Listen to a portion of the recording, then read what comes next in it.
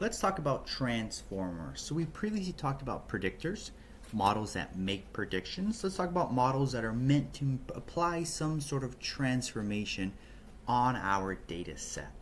Now, very rarely do we have data in a form that we can easily plug into a model, or in a form that it's ready to be plugged into a machine learning model to make predictions. Oftentimes, we have to do some sort of pre-processing to get our data in a format in which our model expects it to be in, or in which our model will perform it the best if it's in.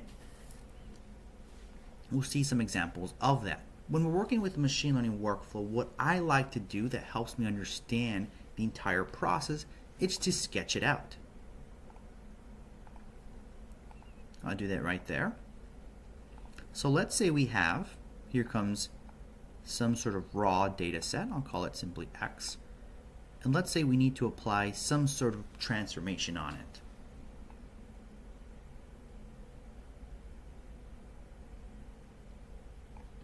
Okay, so this is what we'll call our transformer step.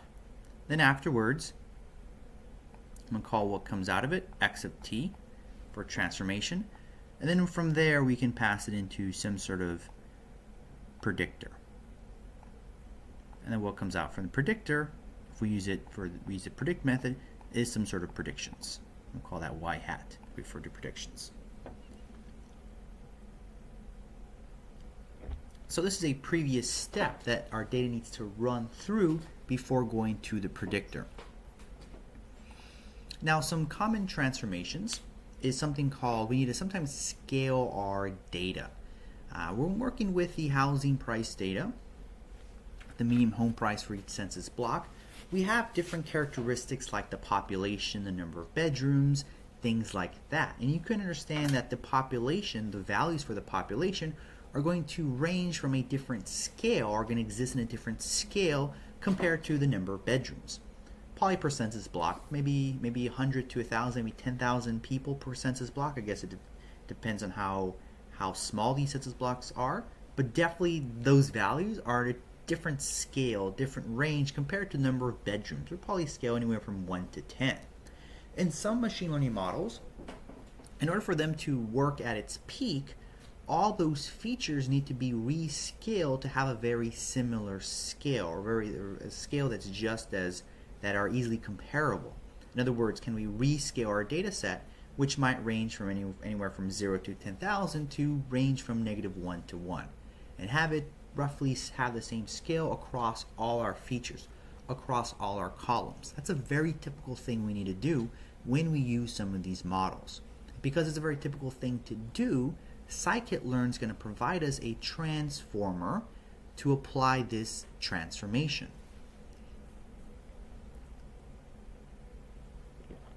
In fact, it's called standard scalar. So the standard scalar transform is going to take our data set X. For each of the features, it's going to subtract the mean of the feature, and it's going to divide by the standard deviation of the feature. This is the equation for the transformation that our data set is going to undergo if we use the standard scalar. Now, compared to predictors, these transformers have a very similar interface. There's the fit method. So the process is we construct an object from a class, a transformer class. Once we have that object, we're going to fit the model, fit the transformer by passing a data set X.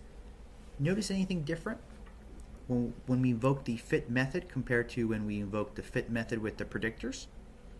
Let me just bring that up. Well, it looks like my screen won't encompass it, but anything different you notice when using the fit method?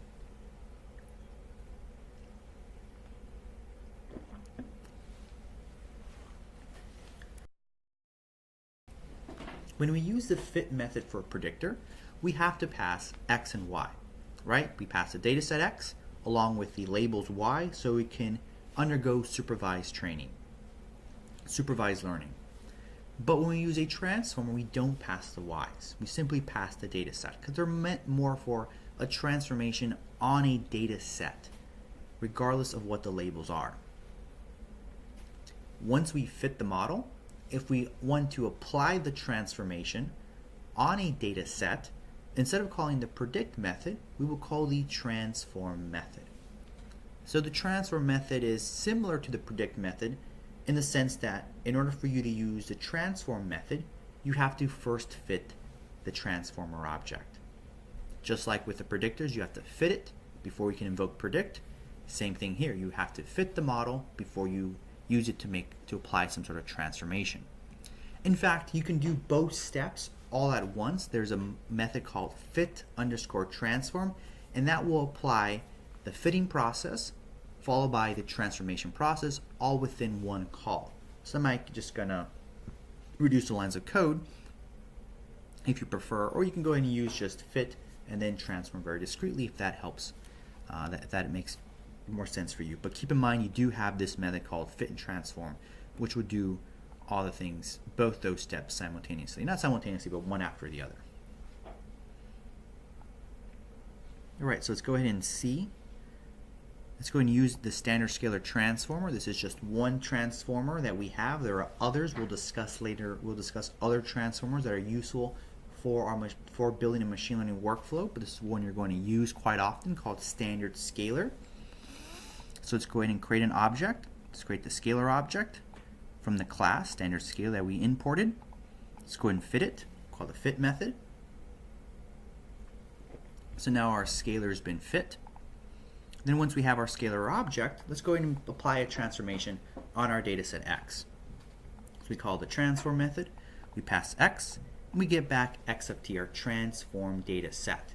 Let's go ahead and analyze, let's go ahead and dump our result using pandas and go ahead and look at what's the result of our data set after the transformation process. Let's see what happened to our data set. Let's see what it did. So we have here is a pandas data frame. We have 4 columns. We have the unscaled mean and the unscaled variance. In other words, what was the mean and variance for each feature prior to the transformation process. And we also have the scaled mean and the scaled variance. These are the mean and the variance of our data set after we've transformed it. In other words, the X at t result, this variable here. As we discussed before, we noticed that things like housing age is about 28 and population is about 1,400. So definitely exists on a different scale. We have the variance, which is a measure of spread of a distribution. Notice the variance for the housing age, if I do the math right, is about 158. But for population, it's over 1 million. So larger spread for those features. But once we've scaled those features, notice the scaled mean, the resulting mean of our scaled data set. Now that ranges, that's pretty much 0. Notice it's 10 to the negative 15, 16, 17. For all practical purposes, that's pretty much 0. And we look at the scaled variances, we notice all those scaled variances are now 1. So we rescaled our data set such that all the features have about mean of 0 and have unit variance.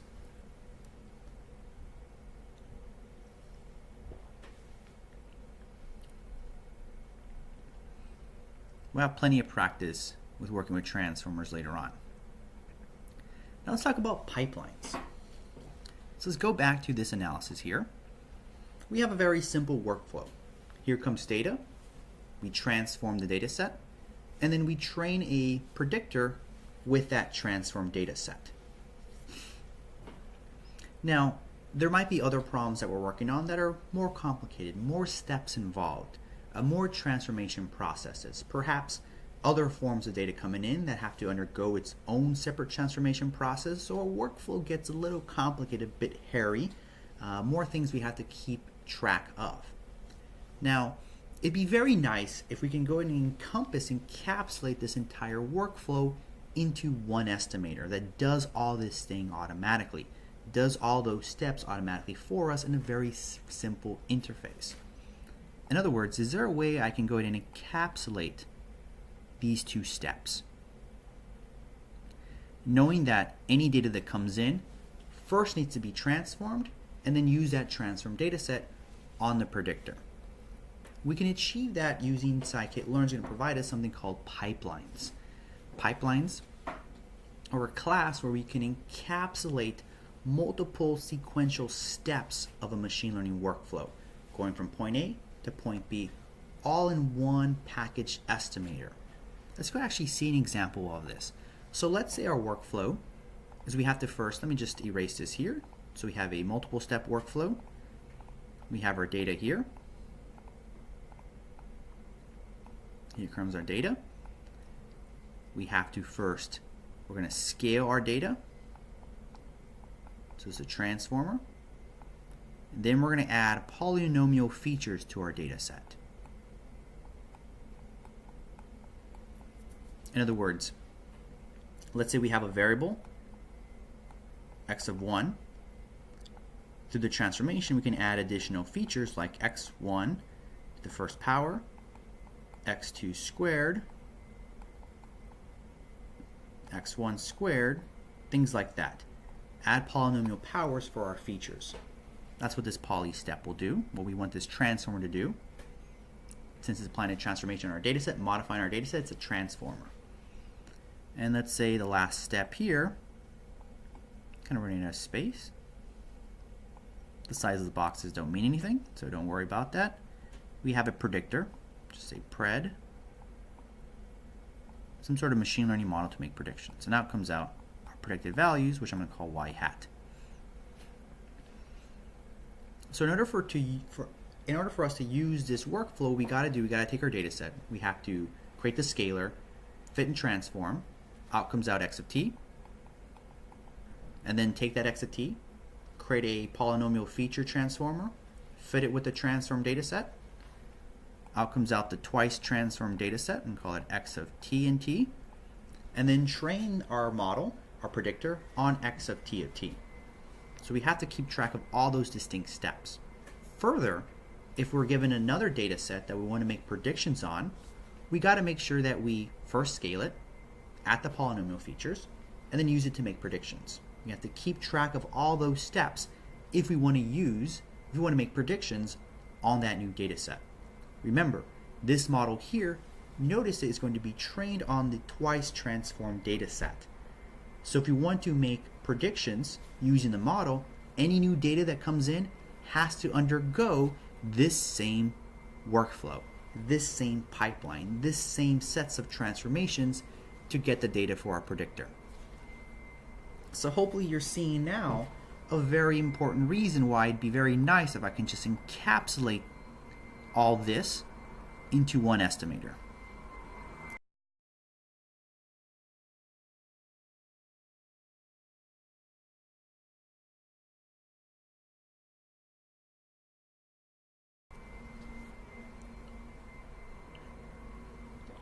All right, so let's go back to our code. Let's actually do this using pipelines. So we're going to import the pipeline class. We're going to import this transformer called polynomial features to add those polynomial features to our data set. Think of our steps as we scale polynomial features and then our linear regressor. Let's go ahead and construct our pipeline. Now the syntax when we construct our pipeline can be a little confusing, but our pipeline accepts a list. That list is going to hold all the steps in our workflow, all the steps for that section of pipe. In this case, it's going to be the scalar, the polynomial features, and the linear regressor. And notice that each step in our workflow, it's going to be represented by a tuple. And a tuple of two elements, of two entries. The first, or the zero index of that tuple, represents the name of that step. What are we going to call that step? This name is arbitrary. It can be whatever you want it to be, but it's useful that you name it something that's easily understandable. Because what's going to happen is that pipeline is going to use this name associated with its step for internal purposes, but also for you to access these steps after the fact. We'll see that example in a bit. And the second element, or the one index of that tuple, is going to be the object itself, the estimator object itself. So we pass, the way we construct a pipeline is we pass a list. Each element of the list represents a step. They have to be in order. They have to make sense in the order how you're constructing the pipeline. And each element of the list is going to be a tuple representing the name, and the second element of that tuple is the object itself. the transformer or the regressor or the predictor, whatever estimator that step is going to be. Now, when you're working with pipelines, all these steps prior to the last one must be transformers. You cannot have a predictor in between, which makes sense because at the last step, that's where the predictor is going to exist. The last step doesn't have to be a predictor. It could be a transformer, but the predictor, if there's going to be a predictor in your pipeline, in your workflow, it's got to be the last one. So notice here we have transformer, and then our predictor. In this case, it's a regressor. And so let's construct this pipeline. All right, we've constructed that pipeline. Now, remember I said before how these names, the names we associated with the steps, that's how we're going to reference the steps in our workflow. So there's a named steps attribute for a pipeline. Out comes out a dictionary that we can use to pull out those steps, pull out those estimators in our workflow. So for example, if you wanted to get the scalar, you would just do name steps and then the name we associated with the scalar, which we just called scalar, and there is our standard scalar. Let's say we wanted the polynomial features, and we called it poly. So this will return that transformer that we called poly, the estimator in that step that we called poly. So that's the importance of using named estimator, which is very nice because once you've used a pipeline, you might want to inspect an estimator that's in the workflow. You want to access it. This is how you would access it, using the name step dictionary, pass the key, pass the name associated with the step, you get out the object. All right, so we've constructed this pipeline. Now this pipeline is an estimator, right? It's just an estimator. It just has been encapsulating all the steps. So guess what? Depending on that last estimator, that last step of the pipeline, depends on what type of estimator this pipeline is. Is it a predictor or is it a transformer? In this case, the last step was a predictor. So our pipeline is a predictor, particularly it is a regressor. So when we call fit, we have to pass X and Y. So what happens when we call the fit method of a constructed pipeline? We can see what's happening here.